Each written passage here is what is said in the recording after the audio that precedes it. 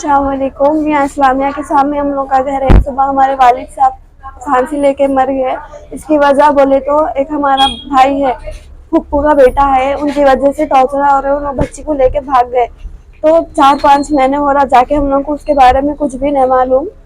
उनके अम्मी रोज जी हाँ उनकी थी, मगर हमारे डैडी के नाम पे करा है पेपर, तो वजह से टॉर्चर हो रहे थे। रोज फोन आ रहे थे, रोज टॉर्चर कर रहे थे। उनके जो बच्ची है ना, उनकी अम्मी टॉर्चर कर रहे थे। पर फिर लेके भी गए डैडी को रैन बाजार पीएस में, लेके जाके छोड़ दिए डैडी को गाड़ी की वजह से। फिर आते बोल के बोले थे हमारे छोटे चाचा है, उनको भी लेके जाते बोले, मगर डैडी बहुत टॉर्चर और मिल के डैडी से फांसी ले लिए। इससे पहले भी ले रहे थे, मगर हम लोग निकाल दिए। मैं समझाई डैडी को, तो मगर डैडी ने सुने मेरी बात। तो अब यहाँ से मिले साहब आपसे तो कांटेक्ट में है? हाँ, उन्होंने बोले हम लोग इंसाफ दिलाते, मेरे को उनके ऊपर भरोसा है। इंसाफ दिलाओ, हम लोग को इंसाफ होना। हम लोग कहाँ जाना बोलो, आप हम लोग को बहुत देखते। SRT कॉलोनी याकूतपुरा में एक यूनुस नामकारी शख्स का फांसी लेने की तरफ से इंतकाल हुआ।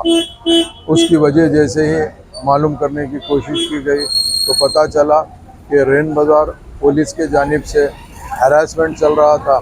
हरासमेंट की वजह ये थी कि यूनुस साहब का भांजा किसी लड़की से मोहब्बत करता था, उस लड़की के साथ में लापता हो गया था पिछले 1 महीने से। तो मुसलसिल 1 महीने से पुलिस यूनुस साहब और उनके भाइयों को बुला रही थी और टॉर्चर कर रही थी कि आपका भांजा कहाँ है, हमको बताओ।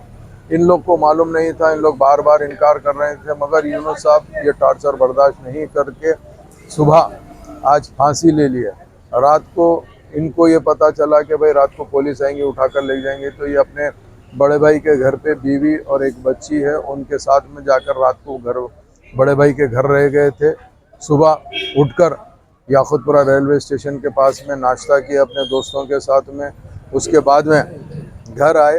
घर आके फांसी लगाने से पहले अपने बड़े भाई को फ़ोन किया कि मेरी तबीयत ख़राब हो रही है, मैं घर पर यहाँ पे हूँ। बोले तो बड़े भाई आए तक आके जैसे ही देखे तो इन्होंने फांसी ले लिया था। फौरी इत्तला पुलिस को दी और मुझे मालूम होते मैं इमीडिएट रश करके आया।